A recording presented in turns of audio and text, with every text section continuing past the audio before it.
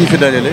waaw tey dama amoon rek jëloon décision wër dëkk bi tuuti ndax dëkk bi dañ ko décorer ca mag ñi nee nañ lu mel nii mag ñi nee nañu ñenn ci mag ñi lu mel nii gëj na am Thiès am na ñu wax ni sax mësul am Thiès décoration bu mel nii ma wëroon Thiès ak service technique yi ginnaaw bu ma leen gërëmee ñoom ñi nga xamante ni ñoo def réalisation bi ndax Thiessois yi mën a bëgg ndax Thiessois yi aussi mën a kontaan am possibilité génn su ngeen déggee may wax chaque jour démocratiser les espaces publics man mënuma nangu ñu créer ay espaces publics privatiser leen fermer leen ku am xaalis rek mooy dugg toute la bataille bi may mener autour de la démocratisation des espaces publics lii ma parce que bi ñu décorer ville bi tey jii mais ku amul xaalis it mën nga génn ak sa njaboot soxla wuloo fay pour génn et vous avez vu c'est ça loolu moo tax li nga xam ne mooy ay espace public bi nga xamante ne en tout cas mairie Thiès moo ko moom je suis formel là-dessus ces espaces seront récupérés ces espaces seront démocratisés ça c'est ma volonté c'est ma vision en tant que maire loolu je pense que ni débat la boo xamante ni c'est réglé mais à côté de ça ñu amoon ay ouvrage yoo xamante ne dañ ko waroon inaugurer bi ci jiitu mooy jet d'eau bi naam jet d'eau mi ngi fi woon mais dañ ko bëggoon mu gën a yànj mu gën a rafet nekk ci ay normes internationales et vraiment ñu def ci liggéey bu rafet a rafet gis ngeen ko et vraiment ma gërëm entreprise yi nga xamante ni vraiment ak xale yi nga xamante ni ñoo ci liggéey di ay doomu Thiès yi nga xamante ni wane nañ ci seen bëgg dëkk bi ak seen bëgg réew mi nekk ay jeunes mais yooyu yëpp wane nañ ko patriotisme bu mat sëkk. beneen ouvrage boo xamante ni amoon nañ ko muy donc benn ouvrage ay love Thiès ndax Thiessois li ko caractériser mooy bëgg bu mu bëgg Thiès fierté bu mu am fierté nekk Thiès loolu suñu service technique aussi proposé woon ko ñu profité aussi inauguré waale ko ak aussi waxtaan ak askanu Thiès. C'est bon. Monsieur le maire. waaw.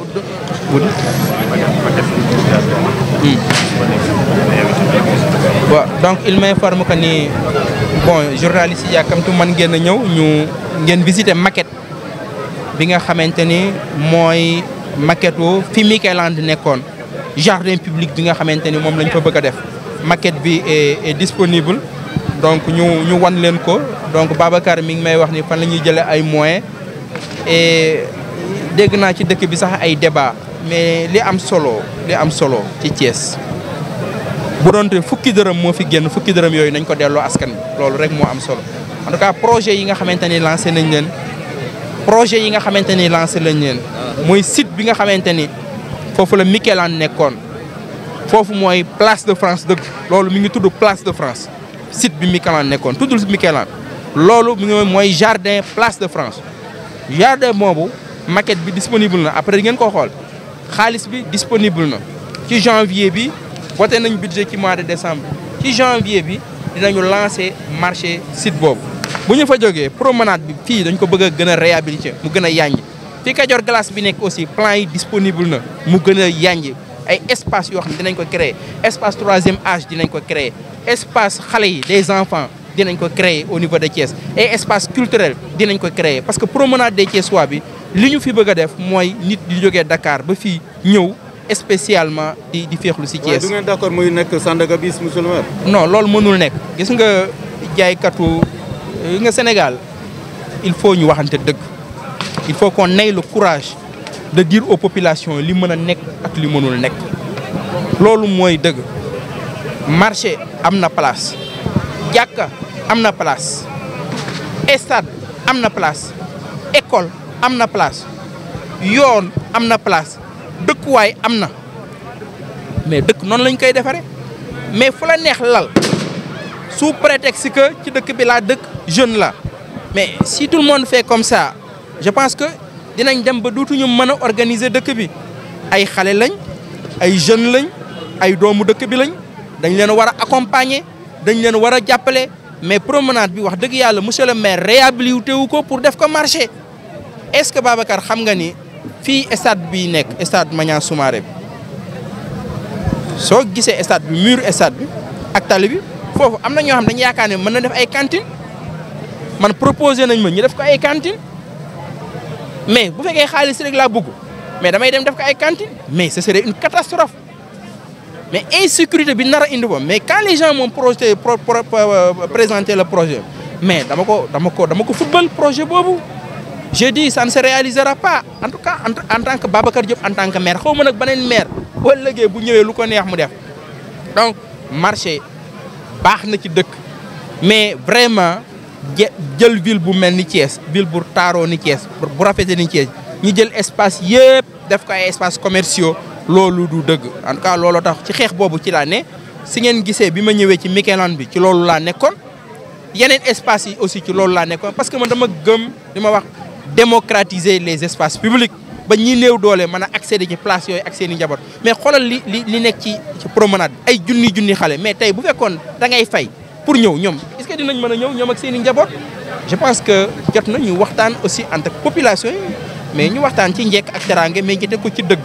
ñu xool lan mooy jiiteel dëkk lan mooy avancer dëkk bi pas luy avancer Babacar Ndaw wala intérêt Babacar Ndaw déedéet mais intérêt Thiès fan la nekk ci débat bi je pense que loolu warul jafe. Et il n'y a pas eu une telle décoration ou bien certains même disent que de mémoire ça ne s'est jamais passé dans l'histoire de cette ville et j'ai voulu moi-même et constater et j'ai remarqué que les populations sortent et ça renforce notre idée de départ qu'il faut renforcer le cadre de vie et au-delà de cette décoration et à côté de la décoration j'ai voulu aussi inaugurer certains ouvrages d'abord le jet d'eau le jet d'eau que nous avons fini de réhabiliter aujourd'hui qui remplit aujourd'hui des normes internationales et qui change le visage véritablement de la promenade des Thiessois. Et parce que le jet d'eau est visité au-delà des gens de Thiès. On m'a dit que des gens viennent de l'intérieur même pour venir visiter notre jet d'eau. Et à côté du jet d'eau aussi, il y a un autre ouvrage I Love Thiès porté par la ville de Thiès que nous avons inauguré tout à l'heure. Et donc, et en même temps, revenir sur certains grands projets qui se préparent, notamment d'abord au niveau du site où il y avait le Mikeland. Ce site-là aussi, nous avons déjà le plan, nous avons déjà l'argent. Au mois de janvier, nous allons lancer le projet pour la réhabilitation du jardin public qui était sur le site. Monsieur le maire, de par le passé, vous avez répondu à ma question, la question des moyens, mais vous pensez qu'avec la volonté, tout est possible? Oui, avec la volonté, tout est possible. Vous savez, moi, je me rends compte de plus en plus du grand potentiel de notre ville, du grand potentiel qui existe au niveau de Thiès. Babacar, je ne pense plus aux moyens. Les moyens, nous les avons. Nous les avons. Et que Dieu nous donne la vie et la santé sur ces questions-là. Je pense qu'on est plus que jamais optimiste parce que les projets déjà avancés, que ce soit au niveau de la réhabilitation de la place de France, de la réhabilitation de la promenade, de la réhabilitation du site de Kadior Glace. Pour ça, l'argent est disponible. Les plans sont disponibles. Il ne reste qu'à lancer les marchés. Donc, c'est de l'argent déjà que nous avons. Et maintenant, sur l'autre projet, la réhabilitation des feux tricolores, ça aussi, l'argent est disponible. Donc, il n'y a aucun problème. Et je pense qu'on est plus qu'optimiste. On ne peut pas faire d'omelette sans casser des œufs. Non. D'autres concitoyens ont voulu peut-être faire la promenade en Sandaga bis. Qu'est-ce que vous leur avez dit ce soir? Mais je pense qu'il nous faut beaucoup de pédagogie. Vous savez, nous, on est des politiques. Un homme politique aussi doit être un pédagogue social. Et je pense que nous aimons tous la ville. Et c'est des Thiessois, c'est des habitants de Thiès, c'est des jeunes, mais je pense qu'ils sont intelligents. Et on peut leur parler. Et que ce que nous voulons faire ici, de cette place, ne peut pas donc en même temps contenir un marché. Et, bon, ils ont demandé d'être reçus par le maire. Et je vais les recevoir et je discuterai, j'échangerai avec eux. Et je pense qu'il ne sera pas difficile de les convaincre pour qu'ils comprennent que la promenade de Thiessois n'est pas un marché. Et je pense que sur cette question, on a des positions fermes, mais avec beaucoup de pédagogie, je pense qu'on arrivera à régler le problème.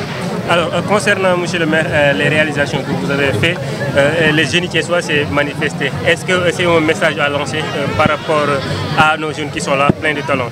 Oui, nous faisons confiance aux Thiessois, aux jeunes Thiessois, aux entreprises thiessois, même nous dans nos recrutements au niveau de la mairie.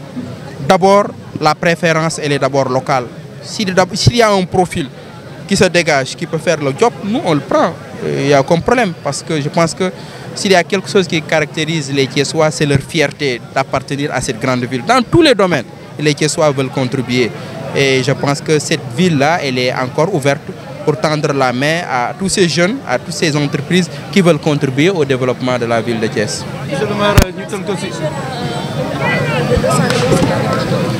Et oui, est déjà débloqué.